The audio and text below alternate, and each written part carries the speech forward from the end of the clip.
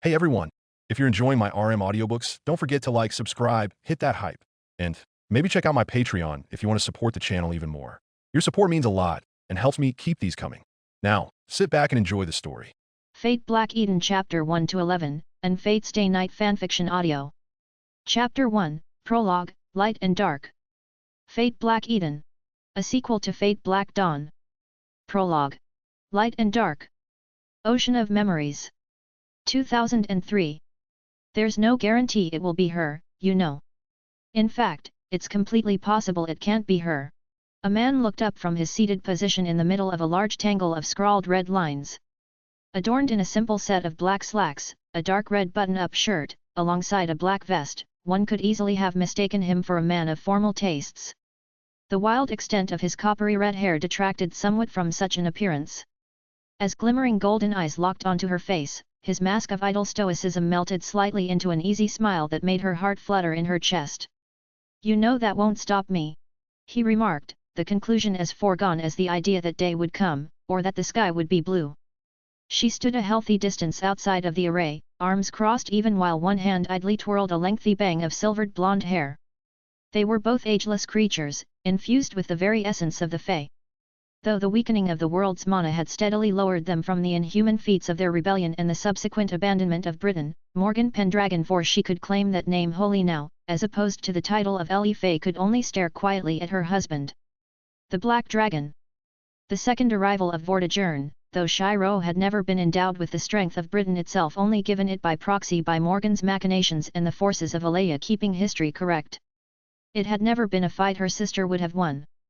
It was her fate, as cruel as it was. And it was her husband's fate to never get to know peace in Artoria's arms again. Especially now that he'd chosen another. 2 millennia. 1500 years, almost. It had been wonderful, to have someone to share in this loneliness with. The undying, unaging witch, as beautiful as the moment she'd given him Excalibur Morgan. The weapon that signified her heart. Her trust and love. All that she was, and could ever be. A blade that drank in darkness and served to bring the fall of Camelot, the utopia that could never succeed. The weapon he'd used to slay the woman he loved most. A dark, cruel mercy that reflected in his very being every time he looked upon the weapon, or even his own face in the mirror. Like now, when his magical energy and even some of hers was feeding into the array on the ground and making the red lightning imprinting his skin glow with the force of his own power. He stood. It was time, and she could only let her hands rest at her side once again. For a moment, she felt a desire to fist her hands in the soft material of her jacket. It was a gentle winter evening in Japan, a city he'd known and she knew about both through her own connection with him, and from years of discussions and idle chatter. Fuyuki, where only a little over 200 years ago, human magi had tried to make a hole into the very fabric of magic and knowledge. A place even she would call worthless to visit. One could not wield that power, only despair at having it. The price that came with it too high. It was only by her musing that she can amuse herself with the thought of what they would do. That they would break yet another foolish ideal. She loved her husband the most when he was kind. Especially to her. And, in this moment of her gift to him, she knew he would be the kindest of all. In his own cruel, tyrannical way that was beyond the scope of men. The origin of silver, an iron dash. Her eyes flitted forward unto him again, brushing a lock of blonde hair back behind her ear as he began the incantation. Watching with a deep pleasure. And an unabiding fear for her husband's feelings. The sword and Archduke of Contracts, the cornerstone dash, his hand outstretched as the array began to fill with energy, flooding the room with an eerie red light as a result of his own tainted magical energy. Once upon a time, it had been blue, perhaps even green, but now, long after he had been subjected to the change into a creature beyond human, the only thing that ever came forth from him was blacks or reds. By the hand of the Creator, my ancestor. The winds howl and the gates shut. From the crown pours forth the roads leading to the kingdom dash. It was working. The deep and unabiding release of energy only mitigated by the outstretched hand that she saw begin to scrawl and bleed as the marks were tore into his open flesh, but he noticed not. Shut, and fill. Shut and fill. Shut and fill. Shut and fill. Shut and fill. Repeat every 5 times. The dribbling blood caressing the lines of his hand, standing out in stark relief from his ashen skin. The allure of it reminding the witch of all of the times she had seen him bleed for her, seen him fight for her. A heady, passionate feeling that made it easy to forgive him this once. His hand clenched open like a claw, flexed into a talon that could tear the throat from a man. And shatter once filled. The words were pronounced with a growing sense of the energy around them. Her gaze turning away from the display to admire the crackling red lightning that began to flood the warehouse they'd deigned to turn into a short-term temple. I announce. From the self that comes, beholden to me. Your sword is my dream, and if you abide this feeling, this reason, then answer in the name of the Holy Grail. Her eyes, glowing in their own green state, turned once again upon the form of Shirou Pendragon. It was time. By my oath, I am the one which projects the good of the world of the dead. And the one who abides the evil of the world of the dead. The next words came out in a whisper, as if he was afraid of their very existence. And, were it not for her awareness of the delicacy of such a ritual, she would have gone to him. But she did not. You, 7 heavens clad in 3 words of power. The light intensified. Arrive from the ring of deterrence, O keeper of the balance. The world around them flooded with light, so bright it would have blinded a human's eyes, but as they were in the center of the maelstrom, Morgan only brought an arm up to bring closure to herself. As fast as the light came, it faded away into the ensuing moonlight as she brought her hand around and let the shades covering the few windows below open in turn. Though her husband remained standing, it was clear he was winded. From what she'd understood, many used additional implements to provide power for the summoning, but Shirou had relied solely on stored power within Avalon Alternative, resting within his breast. Which had left him drained it seemed, though her eyes quickly moved on from him when she'd confirmed his health, towards the new presence in the room. Against her wishes, her fists knotted against the wool of her coat. I ask of you. Green eyes that were not her own opened. Blonde hair tied up high, a woman wreathed in blue and silver. A blade concealed in the very air itself clasped loosely in a gauntlet-clad hand, while her words trailed off. Because golden eyes had met green. Shirou. Uneasily, she watched his lips curl, even as his right hand came up. The sigils of command burned once again onto the back of his fist, a design reminiscent of a sword's filigree. I am your master. His lips relaxed, even while his face could not seem any more overwhelmed. Her arms crossed. Saber. Chapter 2, Night Falls, Part 1. The mysticism of the moment drifted away on the wind when their stares were distracted by the clearing of a throat. Shirou's eyes slowly turned unto Morgan, as did Saber's. Which of course, was soon turned into a further moment of awkward silence as the servant had to take a moment and reconcile the complete impossibility before her. The fact she stepped forward and in front of Shirou between the two was reaction enough on its own. Shirou, you must get as fast as Saber had begun to raise her veiled blade, the redhead's hand settled gently upon her shoulder. It's a long story, Saber. His voice felt foreign to him, in that moment. He'd long since gotten used to the strong, self-assured tones that had been drilled into him by being in the witch's presence. Why did he feel like himself, again? All those years ago, or rather, a year from now. Time was convoluted. His eyes drifted from his servant's wary face unto his wife's, noting the witch's amused stare in the face of her sister's candor. A hand came up, softly raking through her lengthened bangs once again. From the fact you remembered him on sight, I take it you must be the proper Artoria that belonged to my Shirou. Ah! That was bad. Shirou saw that travesty coming from miles away, and not just because his eyes were still hawk-like in power. He did not wince when Saber's eyes came unto him. He didn't. +X +X +X +X. The warehouse had been amplified on its own, yet another of Morgan's near-automatic responses to them choosing a place to hide away or settle down for a time. Not that he particularly blamed her, or would argue against it. There were countless times her bounded fields, wards, and other magics had kept the three of them safe. And even if Mordred wasn't with them then, it was a point of fact he'd come to accept in being around the witch. Morgan prepared for everything. Everything that could be prepared for, anyway. Once, an eternity ago, he'd compared her to Rin. But the truth was that Rin's penchant for schemes did not remotely reach the level of a woman like Morgan. Certainly, when he'd been younger, Rin had been constantly impressing him purely because her intellect and beauty. But Morgan was his bride now.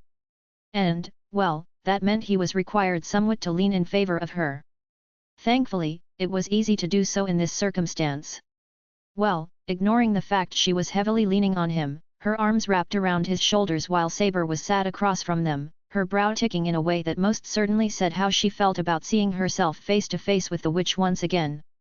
He'd learned throughout the years that not only was Morgan truly a jealous woman, she was also a cuddler. Yes. The witch of the Fae. He'd forgive someone for believing she was doing it just to spite her sister, and she probably was, but Morgan just truly was like that. Clingy, even. It was part of why Mordred would go off on her own every so often, to get away from her parents. Shirou frankly didn't blame her. How in the name of all that is holy did this happen? He couldn't particularly blame Saber, either. It would take all night to explain. And while we have time. His words were interrupted. It wouldn't really change anything, would it, dear sister? Morgan tittered softly, well, besides maybe how mad you would be at your lovely Shirou. That was certainly part of why he didn't want to go on at length about it all. He had the very distinct feeling that Saber would not approve of the absolute clusterfuck that had been his stint into the past. Oh, she'd understand, probably, but she'd be outraged at him for doing something so stupid. He was used to that kind of response, it was a given with almost all of the women in his life ignoring Mordred. Mordred was just too rambunctious and too much of a daddy's girl to do anything other than pout at him when he'd go off and have a stint of heroism. What are you doing here, Morgan? Better yet, how are you here? Well, at least she consistently asked the pertinent questions. Don't be silly, sister dear. I'm here because my husband is here. And that answers both of your questions, doesn't it? Morgan mused, trailing her forefinger across the red-streaked jaw of the black dragon even while he let out a small sigh. Morgan, please stop antagonizing your sister. Especially while you're in my lap. His gaze turned from Saber down onto his wife's mischievous gaze. The way her green eyes flicked up towards him and her lips, painted softly red, curled made him roll his eyes. She was insufferable. But insufferable. Golden eyes settled once again upon the servant upon Artoria. His Artoria. The one that made his heart ache and his spirit feel renewed as if vigor itself could be restored to a body that no longer functioned like a human's that fed off the energy of both the world around him and others. We can talk about it later. For now, I should fill you in. You should be the first servant summoned. His gaze took note of her annoyance melting away in the face of someone who understood business was before pleasure. His lips lighted softly into a smile once again, we're almost a whole year early. If I'm right, Ilya will summon Berserker in the next half of a year, and then we'll be waiting for the remaining servants. Morgan's finger trilling along his jaw drew his attention back to her, the pleased look on the witch's face telling him all he needed to know. Berserker will be the main issue, even if I think I have an idea for how to deal with him. If not, I will have to trust you to come up with a plot. His wife's smile seemed pleased with him. Relying on her always did seem to make her tender towards him. It must have been empowering for the witch, to have her very own dragon to command whom was more than stronger than her but relied on her for guidance and affection. He would never admit to enjoying it. His gaze turned back onto Saber, privately finding amusement in how her jaw clenched, though his lips settled back into a fond smile. I know you're mad at me. I have a feeling that I've not even begun to feel such an emotion, Shirou. She noted, a dry tone to her voice that reminded him of the countless times she'd scolded him before. Despite himself, his grin grew. He'd missed this. He couldn't even begin to describe how it made him feel. Then how about I make it up to you? Whatever you like, I'll make it. The way her features slowly puffed up into an uncertain pout only made him laugh. Chapter 3, Night Falls, Part 2. It was frankly a happy feeling, being able to cook again without using iron-shot implements. He'd adapted so long ago, but there was just something comforting about having something besides a giant iron cauldron to cook in. His amber eyes settled back, studying the way the two women were sat across from one another at the table. Artoria studiously settled in Caesar at the table, while Morgan was leaning forward with her chin upon her hands. Returning his attention to the meal, he had to admit it was strange to be using a warehouse as an impromptu temple and home, but there were stranger things he'd experienced. +X+X+X+. Dear little sister, Morgan mused, settling her fingertips against one another as she leaned more onto the table, I'll be honest. I did not think for a moment that you would answer his summons. I was sure his changed nature would not have allowed it. Saber's eyes narrowed, though she was aware it was more because of her annoyance at dealing with her traitorous sister rather than anything else. I do not think there is a place in time where anyone but myself would answer the call of Emiya, Shirou. Morgan held up a finger, wiggling it with a wry grin. But he is not Emiya, Shirou.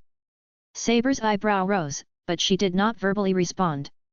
Morgan couldn't help but be amused by her stoicism, turning her gaze onto the back of the man cooking.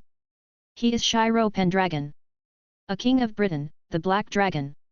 Amber eyes peeked over his shoulder, and Morgan wiggled her fingers at her husband as he gave her a warning stare. Knowing him, she dismissed it out of turn. It's very obvious that something has happened even before I add in your presence, yes. Saber mused, glancing down at the change of clothes she'd been offered almost without words by her sister. It was a familiar outfit, and one that had brought a small smile to her face despite herself. The white shirt and the blue skirt along with her boots, fond memories reigned there. Well, you shouldn't need to worry about it. Between myself and your darling master, the only issue we'll have is abiding his stringent requirements to not end up murdering any of his young friends. Saber raised a brow in turn, confused. Her gaze went on to Shirou as he finally set several plates with steak cutlets and rice before the two women. At Artoria's look, Shirou simply shook his head. It's nothing to worry about, as she said. The most annoying person will be the king of heroes and berserker. With my younger self not summoning you, I will leave him to Rin and Sakura's protection. Then, after we've taken care of the Grail, we'll be free to go as we like. Placated by food, Saber began to chew tenderly on a piece of steak that was just akin to her fuzzy memories of the redhead. Wonderful, just so wonderful. The real wild card isn't even here yet. Shirou mused, settling cups in front of both women and himself before alternating between two different tea sets. Morgan had never learned an appreciation for Japanese tea, and he'd never really cared. Black, or green, Saber. Who is the wild card? Saber mused, while gesturing quietly at the kettle with the black tea in it. As she went to take a sip when her cup was filled, Shirou's hand stopped the rise of her wrist for a moment. Mordred. Saber understood now why he'd stopped her from drinking. Mordred. Oh, don't worry, sister. Our child could honestly care less about being your daughter daughter. It's part of that long story. Shirou broke into the conversation, moving his hand away from Saber's arm while he settled into a drink himself. Food came next, though he had to pace himself while he ate so he could speak as well. Mordred won't be joining us until the spring, likely after Ilya has managed to summon Berserker. This was going to be something of a honeymoon. Morgan broke in, earning an amused look from the dark-clad redhead. Saber's unimpressed look was only mitigated by how she was calmly shoveling food into her mouth. Seconds please.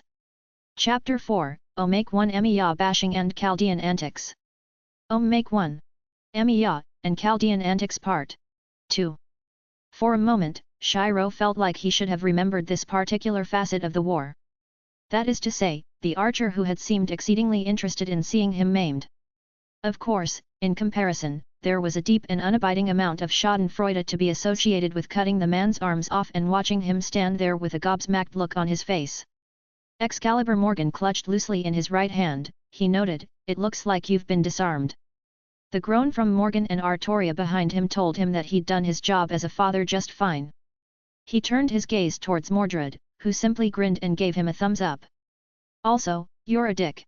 His gaze turned back towards the maimed archer and beyond him at Rin, whom was throwing up all over the rooftop they'd had their impromptu duel upon. "And I'm not cleaning that up.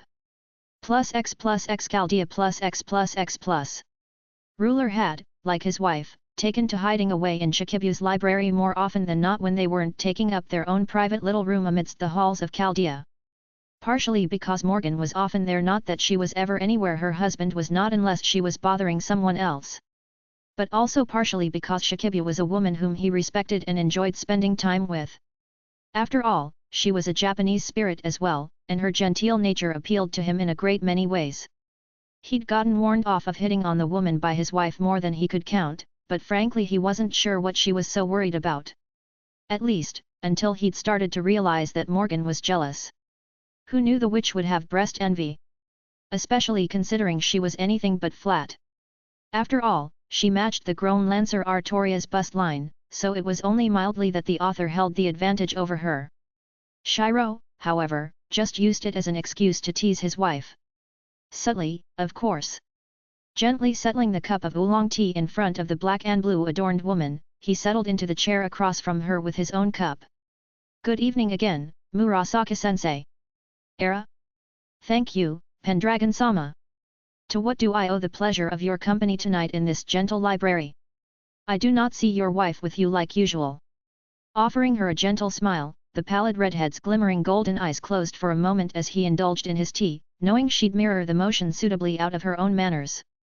They'd met like this times enough that he could almost predict how long her sip would last and even with how many breaths she'd wait until she spoke again if he did not. Simply a fondness for this place, Murasaki-sensei. After all, there aren't many places I can enjoy peace and solitude in these halls. As you know, my wife and daughter are both rather rambunctious and love to cause mischief. Offering a pleasant little smile to him in turn, he watched as she nursed the hard and bitter brew with a fondness he could only imagine those used to the deep and harsh tea leaves of days without mass-produced sugar and as much honey. The oolong tea he often served was a deep gold and, even he had to admit to simmering honey in it, otherwise the flavor was likely to make one sick. It was almost as strong as coffee, in his opinion. Era? From where I sit, good king, you are just as much a troublemaker as they are. Her light giggle brought an amused, pleased little smile to his face. And what makes you say that, my lady? The brunette woman raised a hand, pointing with an elongated finger with a purposefully long nail over his shoulder.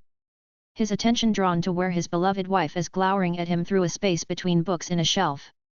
Because you're teasing your wife and inciting trouble with her. With a grin, he turned his attention back towards the author and took another light drink from his cup. When I get back to the room later, she'll have me make up for it. Besides, we're friends, Murasaki-sensei. What's a little flirting between friends? The way her purple eyes glinted with amusement said that he'd never been as clever as he thought he had. Nonetheless, he simply shrugged his shoulders and poured them both another cup. The angry, bed-ruining apology was fun, even if Morgan would spend another week refusing to allow him to be alone in the library once again. No matter how Shikibu offered him a playful smile and then returned back to her beloved racks. Plus X plus X plus X plus X plus. I now call to order, the first official meeting of the Daddy's Girl Servant Group. Archer Mordred noted, raising a fist clutching a glass mug filled with English lager. Seated around the table were her saber and rider selves. Chapter 5, Night Falls, Part 3. The explanation had went about as well as he thought it could go. Partially because he'd tried to keep Morgan sedated through the most of it by virtue of playing with the witch's hair while she rested her head in his lap. Though she'd crept in with commentary here and there, he'd done as much as he could to keep the sisters from antagonizing one another. It was doomed from the start, and he knew it, but that didn't matter much in the long run. Regardless, by the end, he watched as Saber's expressions morphed steadily between pity for him, annoyance with his nature, and outright dismissal of just how far he'd fallen in favor of saving them all. Into the night. The truth was, that pity hurt him more than he could admit. The rest of her emotions were well known to him, but at the end of the day, to see the pity that had been reflected in her eyes so long ago, as his blade had crushed Arthurian Britain without mercy. He ached. Enough that he could feel a trail of tears trickling down his left cheek to meld into the red lightning that scarred his skin forever as evidence of his new Fae-like being. An elemental. Memories of those who had tried to hunt him, his wife, and child melding together. It all always ended the same. With him standing above them, Excalibur Morgan dribbling with blood. Sometimes he would be more wounded than others, but Avalon alternative slumbering away inside of him was always rife with energy. Energy spent in order to preserve his own mystery and the strength of Excalibur Morgan itself. Thankfully, it spent very little since he now was legitimately a legendary figure in his own right. The concept of the Black Dragon had been applied to him. It had weakened Mordred's own mystery, but that was wholly irrelevant, since she was Morgan and Artoria's child. Both Alea and Gaia were hard-pressed into preserving the existence of Morgan and Mordred. He had always been the one who struggled to exist. Being back in his own proper time period, and now becoming a battery for the natural energy suffusing the planet had made the strain on his abilities lessen. He wasn't at the same strength as when he'd slain the Lion King, but that was hardly necessary against servants not backed by Alea. One couldn't rely on the whims of beings beyond mortal ken. He'd been on the side of the human collective at that time, and Morgan had empowered him beyond his own survival. The only reason he hadn't died on the day of Camlan had been because of Avalon Alternative. The only severe impact now was that Avalon Alternative did not act like the original, becoming stronger in effect closer to Saber. It was already performing at its max potential simply by being imbued within his being. It was not like its original, able to reverse causality itself purely by nature of its mystery. It was, like him, a pale imitation. But imitations could defeat the original, with effort. And Shirou Pendragon was filled with nearly 2 millennia of effort. Blades from throughout history lingered in the darkness that had become his Avalon, the sole ray of light now standing before him. Within his soul warred 2 distinct realities, that of unlimited blade works and the innumerable blackness that sprung forth from Avalon Alternative. It was a dichotomy that blended together to form the new distortion that was Shirou's existence. It was the very image of the world of shadows that lived within him, projected forth through unlimited blade works to become a world wreathed in shadows save for the sole light that functioned as the basis of his stark forward movement. A sunny meadow where Excalibur, Morgan, and Caliban lay in wait, forever. The blackened sword prominent above the other 2 due to his choice. Shirou Pendragon was not a hero. Once upon a time, he would have become worthy of that title. Now, however, he was just a creature that resembled a man. Like his beloved Saber, he was a dragon though not one blessed with a natural magical core. Instead, an artificial one had been created via the implantation of Avalon Alternative. Plus X plus X plus X plus X. I.e. New Kizuedo. Day had come once again, the rising of the sun a pleasant change of scenery from the night's safeties. Fuyuki was as he'd remembered as sparsely as he did, a long life did in some way destroy some of his mental faculties, after all so long ago. Morgan had been playfully quick about assuring the 2 they would go unbothered during their trip out into the waking world. He hadn't bothered to press Morgan on her own intents, knowing that she would share if it was pertinent to him. Part of their relationship was built on mutual trust, as odd as that sounded. He trusted her to do what was best for their family, and in the same breath, he also trusted her to know when to keep her more vile thoughts out of his earshot. That did not mean he did not know, but it meant that he could deny involvement. Even though he followed her whims without question most of the time. It had killed countless humans, but never once had he felt like it was unworthy or insincere.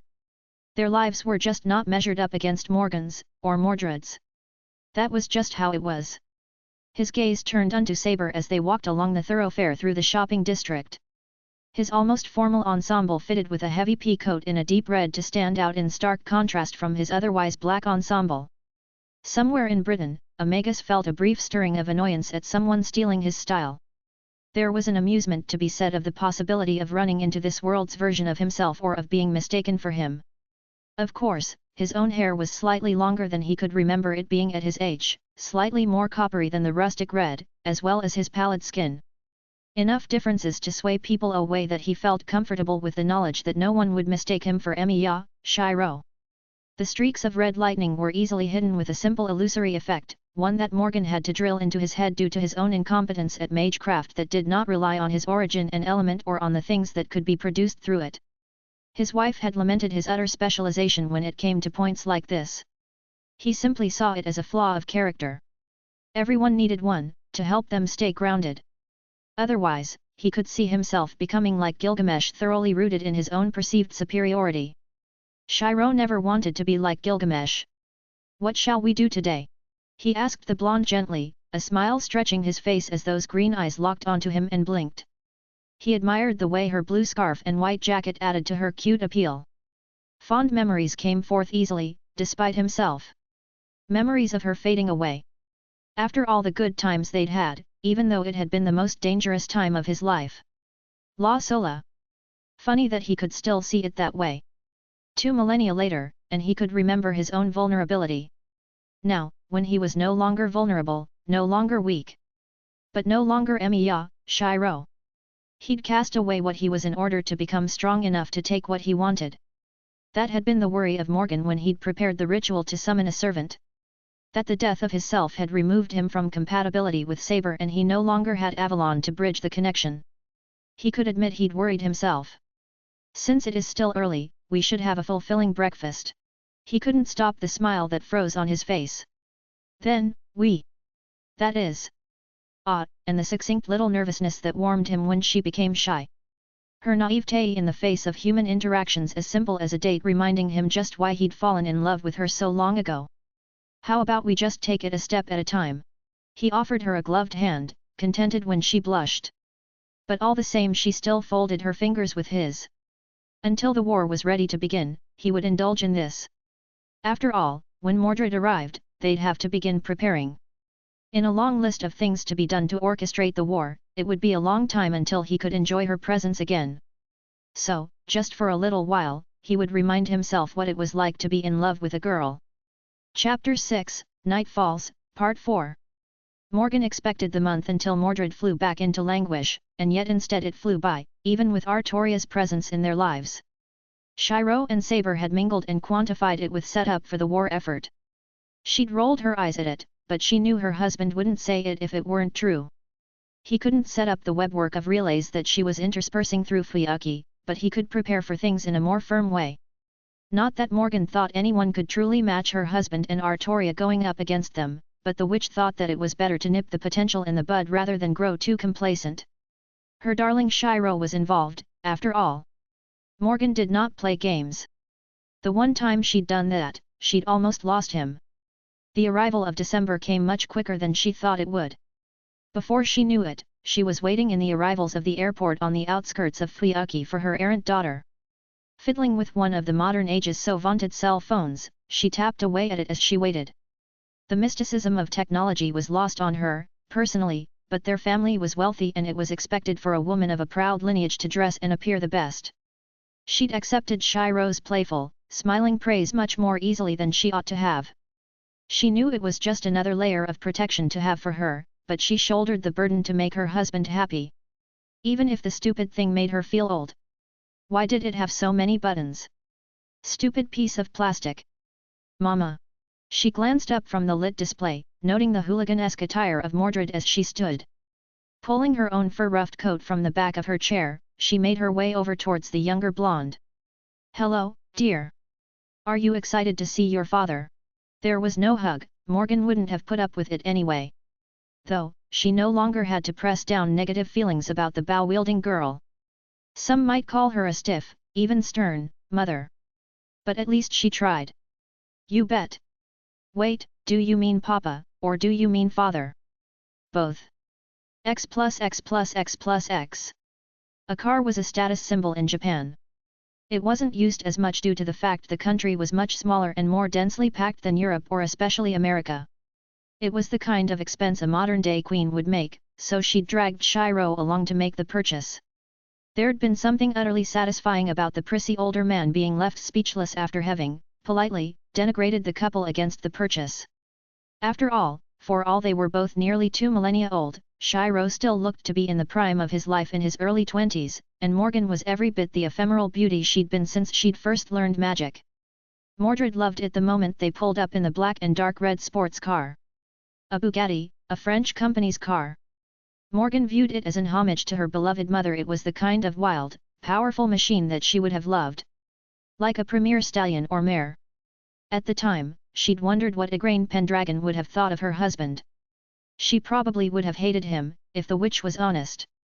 It would have been the doting, overprotective hate of a mother who didn't see anyone as being good enough for her darling child, but she hoped the woman would have eventually come to adore her husband. And then Mordred had put her puppy dog eyes at her and her father in an attempt to get to take the thing for a spree.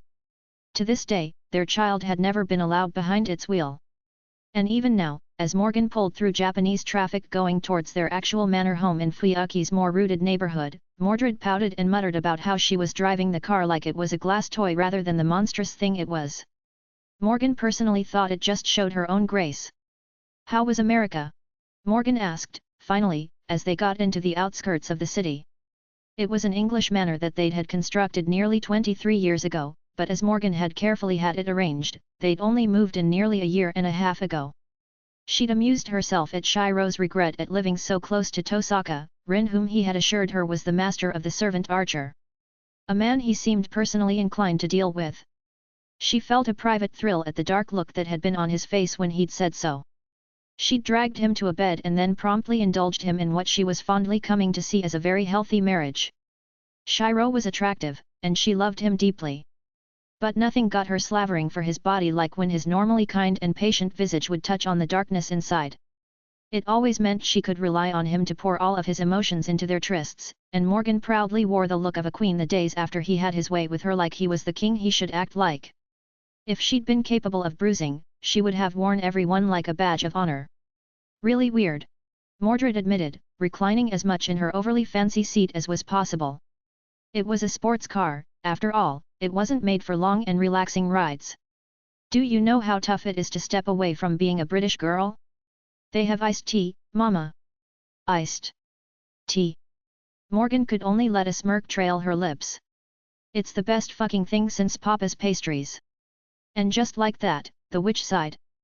Plus X plus X plus X plus X plus. As they pulled into the drive and slid the expensive sports car into the garage, Morgan and Mordred both slipped from the car. As the witch's eyes raised, she spied Artoria dressed in a suit waiting within the frame of the door leading into the manor proper. A fine gold brow quirked in response. Sister. The servant noted, then with noticeable discomfort turned onto the sparsely dressed girl with her suitcases being pulled from the tiny boot of the car. Mordred, with the twin cases that held both the witchwood bow and the form of Clarence slung over one shoulder, blinked and then grinned like a lion. Mordred. Artoria. Morgan responded in kind, shucking her coat as she walked past her sister and into the adjoining entryway. The witch didn't look back, but she practically heard the way Artoria stiffened when Mordred followed along behind and patted her birth father upon the shoulder. Long time no see, father. Hey, has Papa made dinner already? Please say yes. I'm fucking starving. Language, Mordred. Morgan noted without much heat, even though privately she was just as curious. It was nearing dinner time, after all. Shirou has been waiting for you two to get back before serving, yes. Ah, that explains why you were waiting for us like a guard dog, then. Morgan mused, and when Artoria didn't respond, she knew she'd hit the nail on the head. The three women stepped through a foyer and then into the dining hall. While the house was large, the largest rooms were the master bedroom on the second floor and the foyer, the rest had been carefully clipped to be suitable for a smaller family rather than a fully extended one. The witch heard as Mordred set her luggage at the foot of the staircase, while her attention remained fixed on the kitchen beyond the dining room. Husband, your daughter is home. Your women are hungry. She used the phrasing in specific to tease him and Artoria both from the sound of her sister's soft little noise of discontent. As she went to step into the kitchen to confirm his location, she was obstructed by the tyrant himself holding aloft a heavy metallic pot. Even before he spoke, she drifted to the side and let him through. Great. It's nice and cold today, so I made shabu shabu. If you would like a drink, Morgan, there's a chilled bottle of wine ready. Red and heavy, just as you please. Gods, I want to fuck him on the table right now. Morgan mentally muttered. Mine. Mine. Particularly possessive thoughts aside, she moved into the kitchen and retrieved the ice-chilled bucket for the wine bottle and the plate filled over with the thinly sliced steak for the Japanese meal. By the time she got back into the dining room, she settled the platter and the bucket on the table between all of them and then took her seat to Shirou's right. Across from her sat Artoria, and to her right side sat Mordred, looking ravenously at the food on display in the broiling pot. Hungry dragons, indeed. Not that her own squeezing stomach denied that her husband's cooking wasn't some kind of miracle item that somehow made women pliant to his whims. It was some kind of noble phantasm, she'd swear. Standing, she poured a glass of wine for everyone while he began to feed strips of steak into the pot. And so they ate.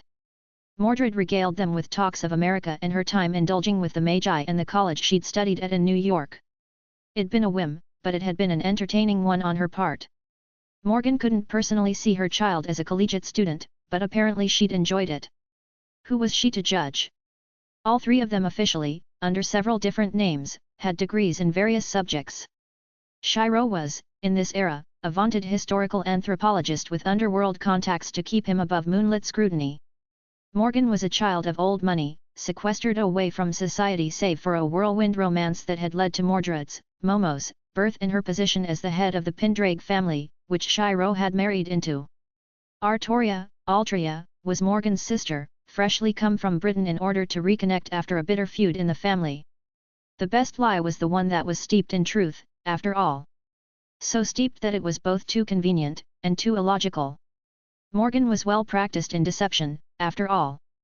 It did, however, always amuse her that people would make the assumption that she would be some bratty young woman whom had married a well-to-do man in order to preserve further her own riches. She'd been to countless parties and high society gatherings on her husband's arm, and suffered the leisure of men seeking to court her away from her husband, and women who played catty with her or even had the bald-faced ugliness to flirt with her husband. He never failed to impress with his willingness to play knight for her. The men were socially dismembered with the grace of a king, and she took personal pleasure in being able to hold her own in advanced subject material. And when she just didn't feel like it, she'd slip a finger into the breast of his jacket, pull him in tight to her, and stake her claim with a kiss that always reminded her that she'd taught him how to please her well. Harpies dispersed with a quickness when he wrapped his arms around her, or even better when his golden eyes would stare at them like they were filth that he couldn't even be bothered with brushing off his shoe. Gods, she was going to do her level best to break his hips tonight. Dinner first, then they'd discuss plans for the war, then they would have time to relax. And she'd finally put her foot down and take her husband back from her sister for the night. Morgan looked forward to it. Pouring another glass of wine for everyone, Morgan raised the flute by the stem and, with a malign smile, noted. The night is young, so shall we take a long stroll through it, my dear family? The wordplay did not fall on deaf ears, and she privately enjoyed the sight of Mordred's gleeful grin, Shirou's slight smirk, and Artoria's grim determination. It would be a good, fun, short war. Chapter 7, The Purple and the Red, Part 1. It all began here, a funny thing to consider. Morgan herself had never been here before, but she knew most everything there was to know about Fuyuki due to her connection with Shirou. She could construct a perfect image of the Emiya estate, of the timetable of her husband's proper self. She could perfectly picture the face of a teen Tosaka, Rin, or Matu, Sakura. And those two were the first targets of her division of the war. In a way, there was no need for them to secure the modern-day Emiya, Shirou's health, but it had been something of a gentle gift. The world aligned itself carefully by the axis of quantum time locks, and the life and death of Emiya, Shirou did not have that level of importance. But, he was useful as a control for her husband's former friends and allies. Perhaps it was a kindness to be done to the girls, rather than the cruelty that vacating them both from the war would do. It was hard to say. Morgan, personally, would have been just as content to wait for them to summon their servants and then eradicate them all. After all, once upon a time, they had been able to draw Shirou's eye. If she had not had 1500 years with her husband, it would have been the very first option. Instead, she luxuriated in her prowess and dominance over the two. A pair of girls who held no ability or power against her, they did not even know she existed. But their lives sat gently in her fingertips. It was the kind of dark impulse that Morgan loved deeply. Rin would be dealt with by Shirou later, she knew. In that instance, the young Sakura had been left in the hands of Morgan herself. A risky idea on her husband's part, but one she could appreciate. His research into the Matu household after the war had turned up a dark and disturbing truth. And it had begun with an injury. One that Emiya, Shirou had already sustained.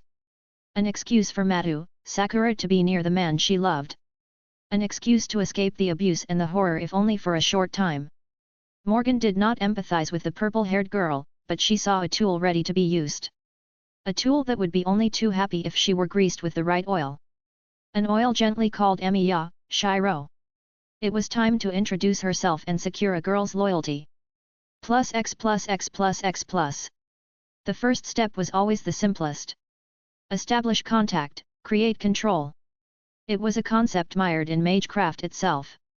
Compacts were made in magical codes long before they lost that power, and magi were the most beholden to that truth. The Faye were creatures that relied on such powerful magic, after all. For Morgan, the only difficulty would be ingratiating herself while avoiding contact with the girl's sister, and her adoptive family.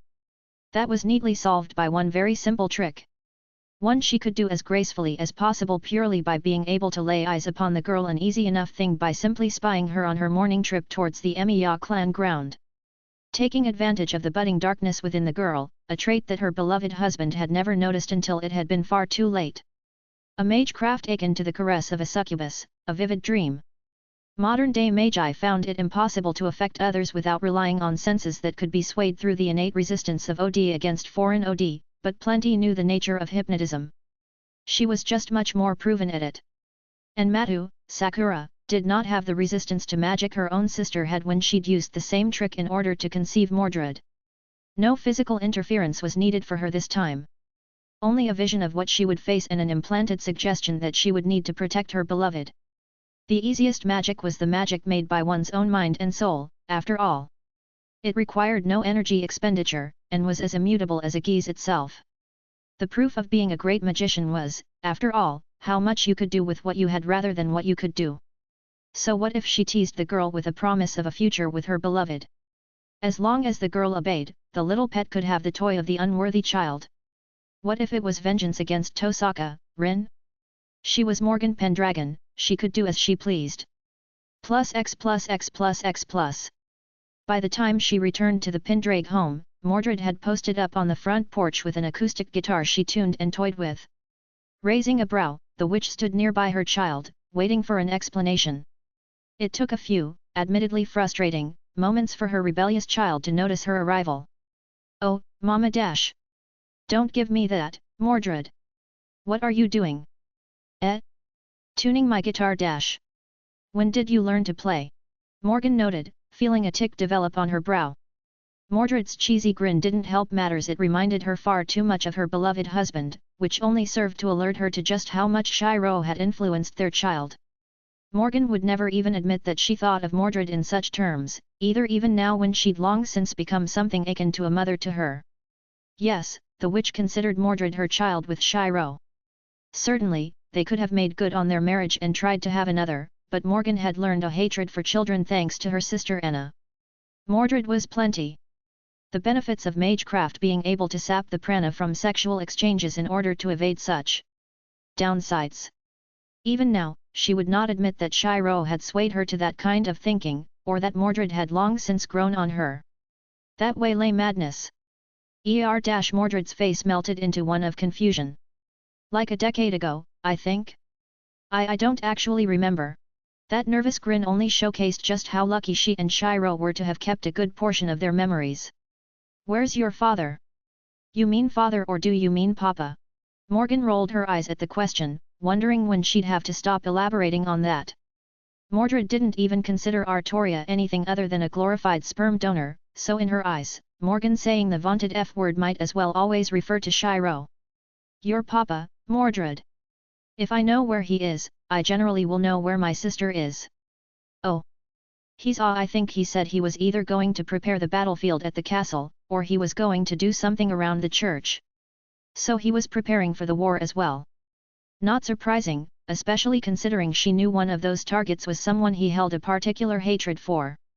The question was, which was the more likely? Iliasville von Einsborn was, ostensibly, his adopted older sister. The old Shirou would have been trying to figure out how to protect and save her above all else. Which only meant one thing. Her Shirou would surely be readying to face the King of Heroes and his bastard of a master. The little homunculus could be dealt with at leisure after she'd played her part in the war to come, so of course he would follow her own thoughts and deal with the bigger threat. Certainly, he couldn't outright fight the King of Heroes himself without a myriad of advantages, but securing those advantages was much more manageable. It pleased her. "I presume that Artoria is still here at the house, then, since I doubt he'd have let her come with him lest she draw too much attention." Mordred, still grinning, nodded. "Father's pouting in the kitchen. Papa made scones and snuck out while we were distracted." It was telling that Mordred admitted that outright. He'd probably outright told the Red Knight what was going on. Though, the promise of fruit-filled pastries made the witch dismiss the conversation in favor of her husband's cooking. Stepping past her daughter, she moved back into the house while the sound of plucking strings trailed from behind her. Heeled boots clicked and clacked against the wooden floors as she moved through the foyer and into the dining room, where she did indeed discover Artoria pouting while nursing a hot kettle of tea and a plate of scones that likely had been much taller before she'd arrived. Swallowing past a mouthful of the treat, Artoria noted, "Sister." As opposed to the black suit or the white and blue ensemble that had seemed a gentle keepsake from Shirou, she was wearing a sweater top and jeans with a similarly fur-ruffed coat sat against the back of her chair.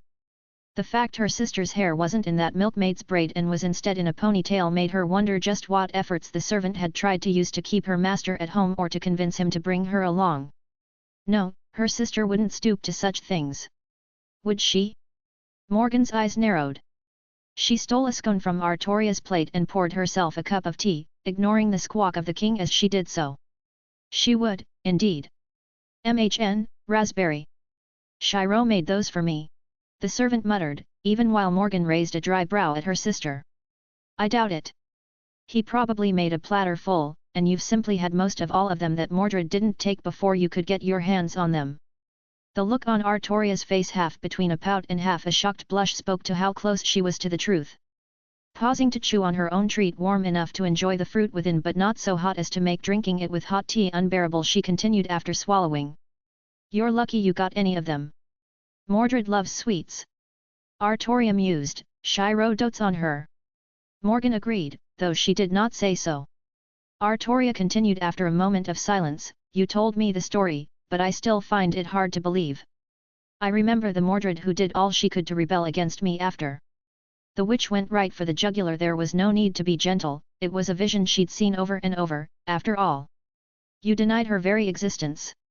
Saber flinched, and the witch smiled, nursing her teacup. It's amazing what one good parent will do. Artoria raised a brow in return, Shirou. Morgan simply shrugged in return. It certainly wasn't me. I hated her. She was a reminder of my weakness. The way Artoria looked at her made her hiss in return, don't you give me that look. You did worse than I ever could have done to her. All she ever wanted from you was your attention, and you couldn't even praise her after all she did for you. Her temper had grasped hold of her, but the way Artoria flinched away was so damned satisfying. That never even happened in this world. The servant murmured, instead, she slew Gawain and Tristan. The books still act as if things happened the proper way, but... Morgan felt her eyes roll, a complete reflex as opposed to a purposeful movement. She had a father who loved her, and taught her everything she could learn from him. A father who wanted her to smile and be a happy child for as long as she would be. Then, she had a king who lauded her and rewarded her. The fact that I would give her the time of day was enough to make her love me again. I damn near miss when she was but a little creature. Artoria blinked. The sister who hated children. She was easier to deal with when all it took to make her behave was a promise of a treat. Now the only one of us who can get her to mind is Shirou. She's a princess through and through. The witch's green eyes trailed towards the porch where she was sure Mordred was still twanging away on her guitar. She doesn't act like one. Artoria mused, nibbling on the next to last scone, letting out another indignant noise when Morgan took the last one. Watch when he's around. You're not used to it. If she thought she could get away with it, she'd have him piggyback carrying her around still. Morgan's jealous nature always flared up when Mordred went about playing up her daddy's girl side. Shirou would drop everything to coddle the woman. She'd never agree to the fact that he did the same for her, either. What mattered was what Morgan wanted, after all. The fact that Artoria was giving her a particularly wry look said she was being judged, so she flicked the remnants of the last scone at her sister's face, ignoring the way the servant snapped her jaw and swallowed it down. Chapter 8, The Purple and the Red, Part 2. How best shall we use you, my dear? Morgan mused, painted nails tapping across her jaw as she watched the young Tosaka meander her way through a school day within a, terribly cliché, Shirou had teased, crystalline ball. It was boring and mundane at its finest, but it was the basis of a pattern for the girl. Patterns had their own magical nature, something that Morgan herself indulged in as was necessary. Shirou had insisted he deal with Tosaka and Archer, but well, if he'd thought that she would allow him to do so purely on his own, he was delusional. Of course, she understood innately that his words always came with the caveat of if it pleases you. She was a good wife that way. Feeling a familiar pinprick of awareness within the bounded field surrounding their home, she stood from her impromptu vigil, and moved through the Pendragon manor home. Descending down the staircase back into the foyer and noting the presence of her husband as he stepped inside and shucked his heavy coat onto a rack. "Welcome home, husband," she noted, pleasantly as she moved in closer to him, one of his arms opening up to wrap around her waist as she drew in to steal a kiss from his lips. Morgan loved Shirou's kisses. The bestial, hungry ones that she could evoke in him during moments of passion, tender little lip locks like this one, and even the light brush of lip against lip that signified sweet partings. She'd worked hard for such things. Even as his gleaming amber eyes settled on her face, she could only smile indulgently at him in turn. "Where are Mordred and Artoria?" he asked. keeping her tucked close as he almost danced their way into the dining room and towards the kitchen. She let out a soft scoff, but did not pull away from his cheeky attentions. "Mordred is napping the afternoon away. And can't you ask your servant where she is?" His lips curled into a benign smirk as they approached the door to the kitchen, and he separated from her long enough to let them both fit into one of the most expense-heavy parts of the house. Shirou was the only one whom had argued against the kitchen being as luxurious as possible, and he'd been overruled by both herself and Mordred. She wasn't sure why he'd even tried. "I could. But, she's your sister and I'd like for you two to at least get along now, since I wasn't able to save the both of you." Morgan's nose wrinkled. Even after almost 2 millennia, he still felt sour about that. She watched as he separated from her once again with a chaste little swipe of his lips against hers, the red-headed man washing through the kitchen like a tidal wave as he began to prepare dinner. "You blame yourself, still," the witch murmured. They'd had this conversation so many times, so perhaps she was the one who was crazy for having thought that her beloved flawed husband would change his mind about any of that. He paused as he pulled a heavy package of ground meat from their fridge, shoulders slumping somewhat. She could see the marks of Faye corruption stand out in relief against his pale flesh, as he robotically moved his way over to the sink and began to prepare the meat for what she presumed to be Hamburg steak. Why the Japanese would insist that such a thing existed, she wasn't sure. "You know I can't help it," he responded, finally, as he began to season the pink mass. Shuffling over against the island of the kitchen, she leaned against it and let her arms cross under her bust. "Just the way you can't help but want to go save your stepsister, even if she's not your stepsister anymore." Ilyasville von Einsborn was an interesting prospect. So much research had gone into her when Shirou had talked about what little he'd learned of the little homunculus after the war, and most of it had been disheartening, to say the least. Before she'd become the house for the Lesser Grail, she had been a miracle of homunculus technology, so to speak. Mordred was still leaps and bounds ahead of her physically speaking, but she had never designed the blonde knight to be an actual conduit into the root. And now that she had been infused with the essence of the Fae, Mordred was only as strange a creature as any other being sustained by Gaia's metaphorical breast. What fascinating madness humans indulged in! Today's magi were severely different from Merlin or herself, or even the lesser-known or even hidden like Ethach had been. Ethach had been a breath of fresh air, to be honest. The Celts were a refreshingly straightforward people, and Ethach had personified that to a deep degree. From what she'd been told by her husband, she matched her father well in that regard. Morgan had kept a wry eye on the Druid when they left Britain, but she'd vanished into the chaos of the world when the witch had grown bored of her own paranoia at some point when they'd started to pass through modern-day China. From what she'd come to understand, the lineage of Siu Kulane and Scathatch had continued into the modern day through her actions, someone that Shirou had learned existed only after the war. A woman wielding a weapon no human should have a right to, but whom had died before the war had even begun properly. No one worth saving, of course. Even if it might satisfy her husband's distaste for the priest, he had grown wise enough to heed her when it came to a discussion of the King of Heroes' involvement. Her husband could not rely on luck and the man's own arrogance this time. She did, however, have a plan. One that involved a cute little lady whom would make a suitable protector for this world's Emiya, Shirou. She had indulged Sakura in dream after dream, but so far had been gentle of approaching the girl in earnest.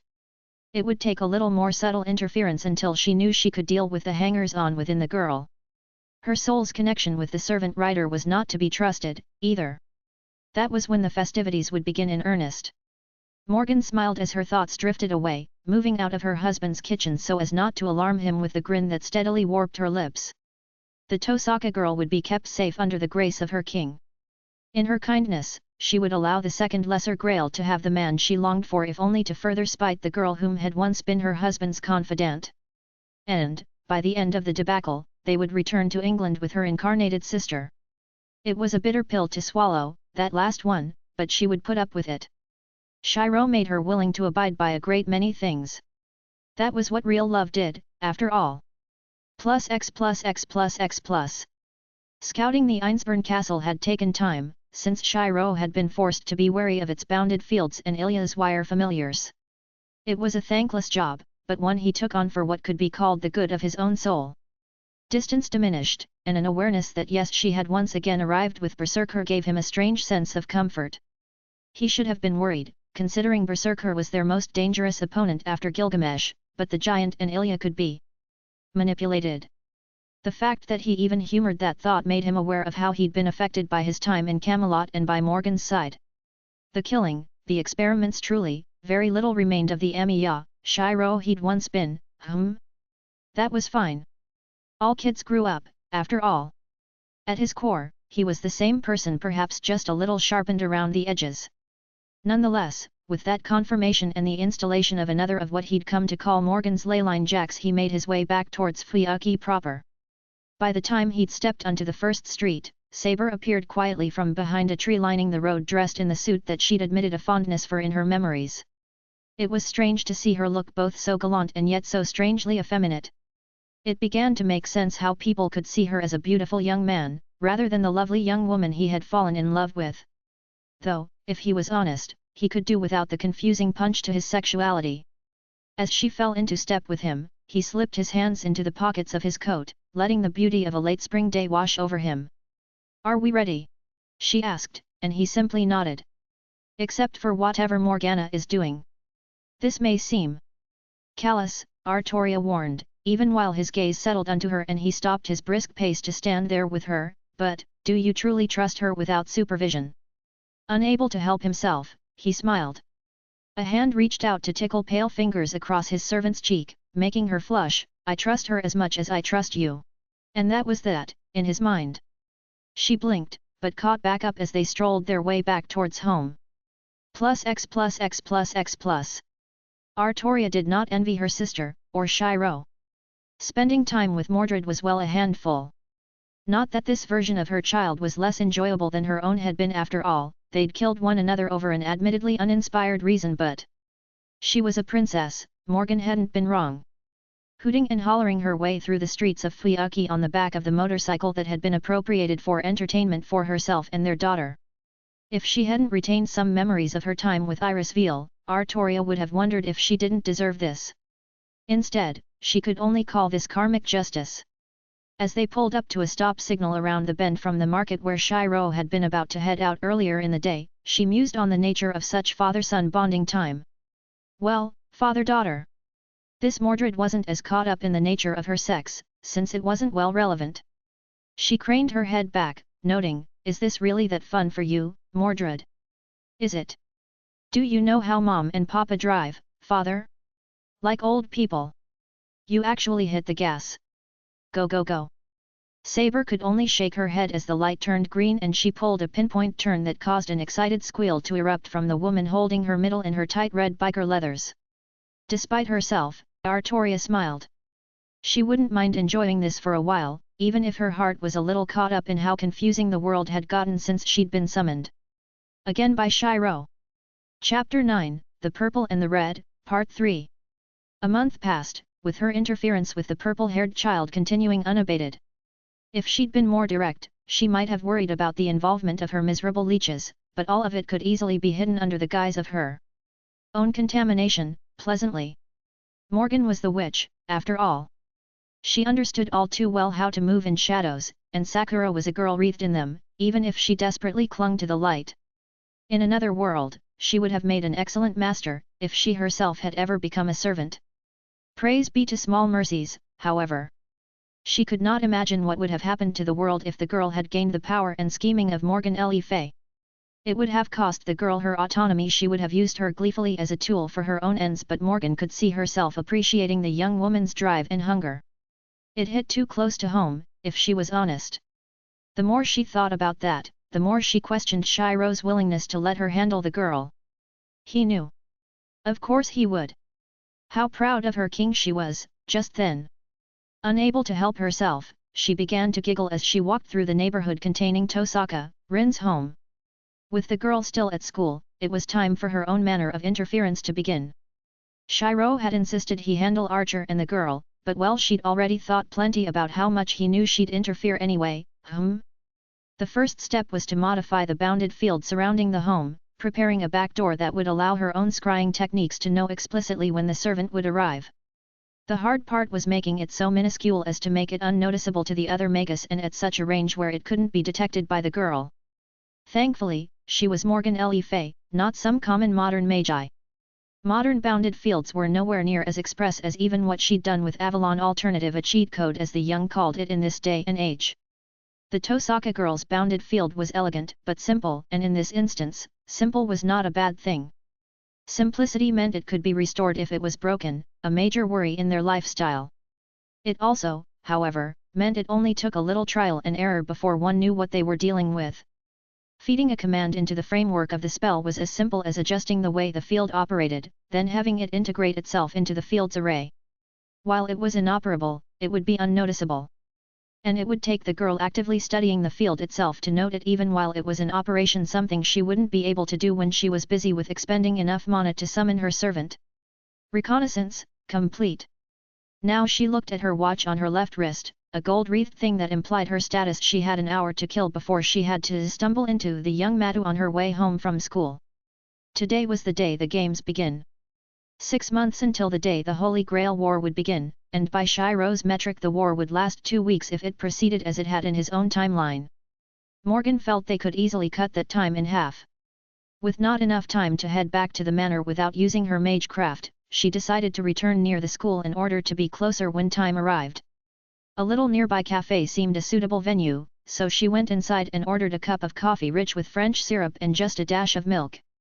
Coffee was a thing she'd become curious about, having not had anything like it in Britain. It was not quite like tea, which she still preferred, but it had a strangely comforting feeling for her. She indulged in the elegance, in the anonymity of a European woman in Japan at a small cafe near a school. The Japanese were a skittish people, even when you knew them personally. Europeans made them nervous, and she was thoroughly anything but Japanese even though she'd married a Japanese man. How amusingly droll! She looked forward to seeing the true color of Sakura's soul, of seeing if the darkness within her was suitable for her own ends. The Tosaka girl bored her, but Sakura? Everything about her screamed that this girl was something worth using, a girl abandoned and predated, nursing a deep blackness that rang out so true to her own malign soul, and in utter irony seeing light in a young man. The same young man, even if they were separated by timeline and planar distance. In that way, it was a kindness from the witch to offer this time's Shirou to her. She would never admit that to anyone else, but it served her just fine. It irritated the Tosaka girl, gave the Shirou of this world a person to protect him, and allowed another like her to find salvation. Truly, her family had become a bad influence on her. She looked at her watch, and she stood as she trashed her empty paper cup. She had a meeting with the young Miss Matu. Plus X plus X plus X plus. Shirou. He blinked, turning his gaze from the goings-on of lunch in order to look upon Saber as she arrived with Mordred in tow. The father-son, father-daughter? Ugh, that was confusing, pair obviously ready for a meal if they were crossing into the sanctity of the Pendragon home kitchen. We're home. Out for another motorcycle ride again? He asked, letting his gaze trail over the two in their motorcycle outfits before turning back onto today's lunch of pan-fried chicken and stir-fried vegetables. MHN, it was so nice to see the two bonding, even if it was well a bit too late in most cases. Nonetheless, it was better than the alternative of the two being at each other's throats. Mordred didn't care about Artoria being her father, and Artoria wasn't dealing with her Mordred, so it wasn't important. When will lunch be ready, Papa? Mordred asked, moving to the fridge and parsing through it while humming a tune. About 5 minutes. Get yourself a drink if you want, but I wouldn't try to fit in a snack beforehand. He kept a side eye on the girl to make sure she didn't steal away with a chocolate bar or something else as she grabbed a soda from the cooler case and then moved back into the dining room. He shook his head with amusement at his daughter's antics before he felt a pair of arms wrap around his middle. A soft fondness filled his chest as he noted, gently, Saber. I missed you, Shirou. I missed you too, Artoria. More than you can imagine. I think I can. Especially after I heard what happened to you. The soft affection of the moment languished as he put the finishing touches on lunch and shifted an arm around to embrace her more fully as he turned off the heat on the dishes and began to plate them up alongside helpings of steamed rice. Morgan is with Sakura, so she won't be back until dinner at the earliest. Rin is our responsibility, so as soon as Archer comes around, we'll deal with that. Saber nodded in return, helping him to carry the dishes to the dining room while Mordred seemed content to wait at least until food appeared and she plastered a grin on her face. Ah, hell yeah, carriage. she hollered. Both he and Artoria gave their child an amused look, settling down in their chairs and digging in with an itadakumesu. After dinner concluded, he was able to reopen the business talk. Mordred, are you sure you'll be ready to help me? I don't particularly need you to, if you'd rather keep enjoying yourself. The firm look his daughter gave him showcased how serious she was. Don't even try that, Papa. The last time would have been a mess. He agreed, but it was his duty as her surrogate father to try and dissuade her from going into the war regardless. It shouldn't be as bad. After all, this isn't all-out war, and if we're lucky, Morgan has already taken Ryder out of the equation. The only real pain will be Lancer and Gilgamesh, since Castor will be dealt with. Saber's curious look made him remember just how he'd have to keep that secret from her. Ugh, as much as he'd grown used to Morgan's MO, sparing Artoria the details was going to get him in trouble. His own vindictive feelings towards Castor made that a little easier, if he was honest. And Berserker? Saber asked. If possible, we'll try to convince Ilya to get along with her Shirou. If not, we'll do what we did the first time, just a little better. Saber nodded, and he decided that was just fine. Chapter 10, The Purple and the Red, Part 4. The Witch and the Shadow. It was a simple matter of appearing before the purple-haired girl, even a few words would get her head working. But it was better to interfere fully and directly now that there was something to be carefully gained from directing the girl's hunger and loneliness. A delightful, pleasant little reprieve from the normalcy of the Pendragon family's lifestyle, if she was honest. There was only so much Morgan could do before her predilections would start to encourage her. For all that her husband was a hero, she was still a villainess. It was a fun contrast within their marriage that kept things fresh and new, in her opinion. Sakura lived on the edge of society, cast aside by her sister and longing only for the affection of the boy she loved. A prime target for the witch's machinations, hence why she'd made the easy choice to afflict her. As she stood in the path of the girl's walk home to the Matu Manor, Morgan offered a light smile and gestured into a storefront she'd set up as a small workshop. Allured, she felt the presence of the girl's inner darkness as she followed within. Her voice was soft, unsure. Morgan couldn't help but find herself smirking in amusement at her uncertainty, which soon would be abated if all went according to her whim. The woman from my dreams. I am. Morgan noted as she settled into a plush chair and gestured across from her to another. Sit, dear. We only have a short time together for the moment, so I'll have to ask you to keep your questions short. Sakura looked perplexed for a moment, her body following the direction and settling into the chair across from the witch. As Morgan folded her hands in her lap and brought one leg up over the other, the blonde woman felt her eyes crinkle along with her smile. Can you? It was exactly the question she'd expected from the girl. Even the stuttering and hopeful look on her face could have been calculated, if Morgan had felt it necessary. The young and in love were the easiest to manipulate. Insist that you could help, and even the most cynical and wary would eventually fall. The prophetic dreams and doctored memories were merely to incline her to accept. Can you really free me? I can help you to free yourself, sweet girl. She felt her voice was dripping with honeyed malice, but that was simply the nature of her own being. Nothing she could affect, even though realistically she should have just killed the girl, but then they would lose an advantage that her family could not ignore. Her petty feelings of hungry jealousy were not worthy enough for that. And then you can live your blessed life with the man you love, isn't that grand? Though Sakura's face did not change much in scope, the light that entered her eyes suddenly was a harsh difference from the blank, deathly look that had been in them only moments before. How? Morgan Le Fay's smile grew. I'm going to help you embrace the darkness within that will allow you to consume all that has caused agony to you, sweet child. And all you will need to do after that is keep your beloved safe. +X+X+X+. Shirou sat atop the roof of the Pendragon Manor as evening turned into night, Saber standing at his side while he tapped his fingers against the insides of his knees. His gaze was drawn towards the Tosaka home in the distance. As summer arrived, he'd known that time was drawing closer and closer to the week that had begun the Holy Grail War. Nonetheless, vigilance was better than resting on one's laurels, especially one as simply destroyed as a discernment of the timeline. His own version of vaunted clairvoyance was only good for minutes into the future at a time ever since the days of the Lion King's Britain, so he tried not to rely on it any more than he simply had to. Besides, the peaceful quiet of the encroaching night was a pleasant chance to enjoy time with his servant his Artoria. The only music of the moment was the sound of Mordred down below on the porch, strumming her guitar lazily while they waited for Morgan to return from her manipulation of this history's Matu, Sakura. His other self would be safer with Ryder and Sakura around to take care of him, though how that might affect Rin he wasn't sure. If he'd ever thought Archer able to get past himself, he might have seen worth in convincing his old friend and potential paramour to be one of this self's guardians as well, but Archer hated Emiya, Shirou. Why, he'd never learned, but it was a danger that needed to be nipped in the bud. If Rin lamented losing the war as a result, that was fine. It brought nothing but pain and misery to those it touched, even if none of them save Sakura knew it yet. That would leave their only danger in the hands of the priest at the church on the hill. Castor would be dealt with all on her own, and Shirou privately enjoyed the thought of giving the woman the treatment he'd experienced at her hands.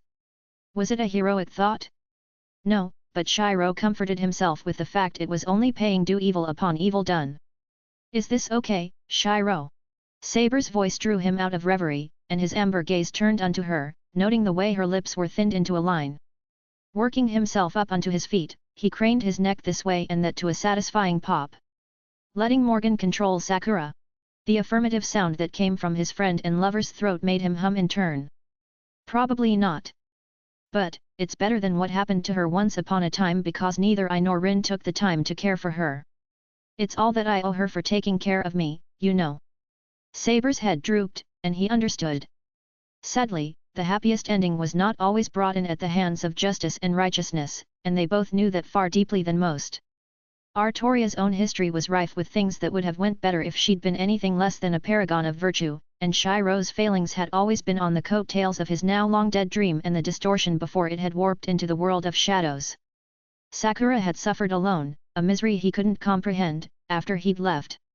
He never found out what happened to her, since he'd lost contact with even Rin after he'd gone to Atlas Institute, save for the times they came across one another as antagonists. All he'd known was that, a year or so after he'd left, Rin had lost that glimmer in her eyes. Sakura must have died, or worse. He didn't want to believe it, but part of him feared that Rin had been the one to do the dirty deed that destroyed herself in one fell swoop. He'd been too entrenched in his own pain and loneliness without Saber to see it at the time, but now it only made sense, knowing what he did. Sakura had loved him, and he'd left her abandoned, just the same as he'd done Rin. All for the blonde woman once again at his side, and one he'd abandoned the world as a whole for. Morgan was worth it, and had been for a long time now. To say that Shirou Pendragon no longer Emiya had given everything up for the witch was not wrong. If he could do even one small heroic act in giving Sakura the dream she'd comforted herself with, it was his one saving grace in the dark night they would bring on the Holy Grail War. Only what the hated ritual deserved, in his opinion. +X+X+X+. Mordred found herself enjoying the stillness of the night, the strumming of her guitar to the chords of a British song she'd learned when it premiered 40 years ago. A popular band that had made such a sad song. Covered countless times by plenty of others who had made it a heavier tune. While my guitar gently weeps, she wasn't the best singer, but she'd be damned if she wasn't going to sing it. The world was a fantastical, beautiful place to the former Princess of Britain. She had her father and mother, and now even her birth father around. It was the Night Slayer's own pleasure to know such peace when the world around them roiled with a waiting battle. For that, she couldn't wait. To share the battlefield with her father again, to feel the direction of the Black Dragon and know that what she was doing was right by pure virtue instead of her own instincts. Somewhere out there, her mother was doing something right for another addition to the handful of times she'd done such. Even though her mother insisted on her own corrupt and evil existence, the blonde girl knew that her father had influenced her mother just as much as she had influenced him. The two had found balance and peace in one another, and Mordred could only luxuriate in such a lovely family, where she could just be a girl and know the affection she'd longed for so long ago. It was a peace worth fighting for. An eternity with her parents in a world that moved oh so fast around them that there was always something new to learn and do. Clarence and her bow were comfortably in her room, and ready to be wielded, and so the only thing remaining now was to wait. Her parents' planning was over, the preparations complete. Most of the city's ley lines had been hijacked and backpacked by her mother's magecraft, and her father had thoroughly prepared the battlefields they would fight upon for the upcoming ugliness. This would not be the battle for Britain so long ago, where she'd feared she would lose her beloved father, where she'd killed Gawain and Tristan, and her father had mortally wounded Lancelot and killed her birth father.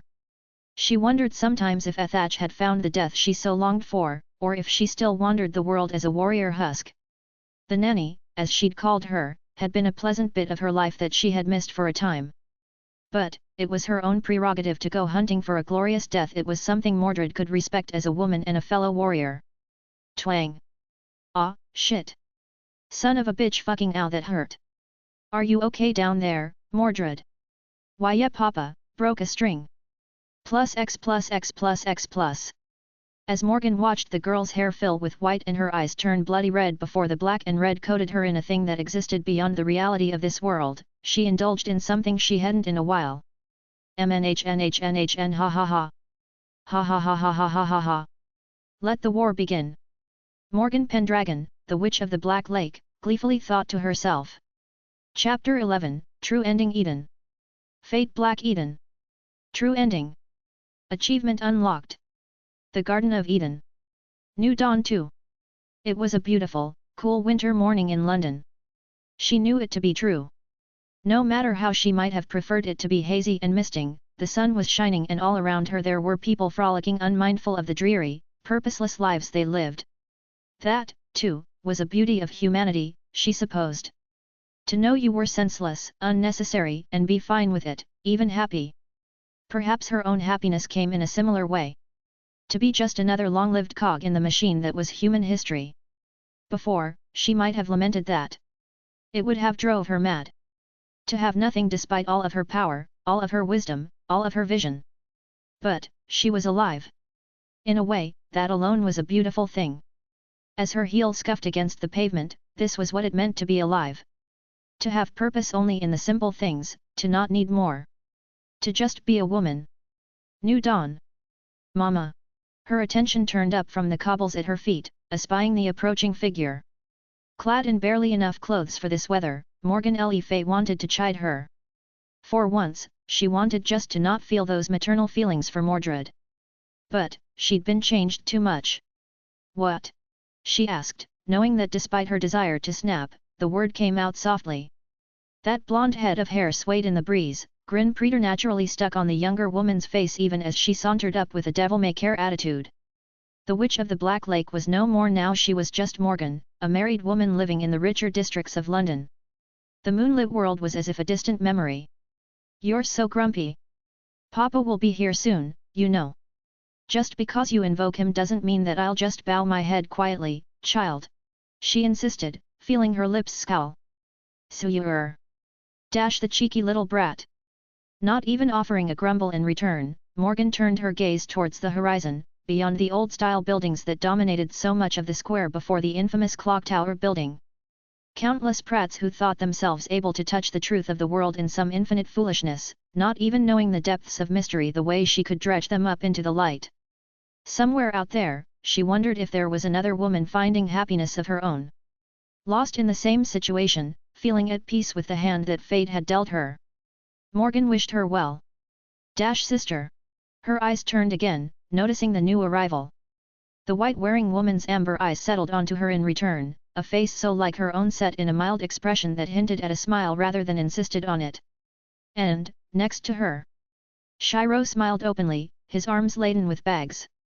An open front sweater pulled over a thick shirt and pants, a glimmer in those gold eyes that spoke of life, of love and passion that reminded her just why all of this had been worth it. The night was over. It was time to wake up, it seemed. It took you too long enough. She huffed, and got only an apologetic smile from her husband in return.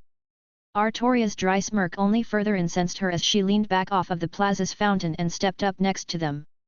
Sorry, he said it almost reflexively, even as her eyes came upon him. You know how magi can be. Everything has to be a game of some kind to them. Stupid. Turning seasons. She knew all too well. Once upon a time, she'd played that grand game, thinking herself invincible, unknowable. The only match for her, the great wizard Merlin. Her only compatriot laid somewhere beyond the scope of the world, forever locked away by her own hands. Let him watch, she thought, vengefully. Let the world forget he ever existed. Morgan Le Fay was alive and that was all she needed to be. We can go home now, right? Can I drive the car?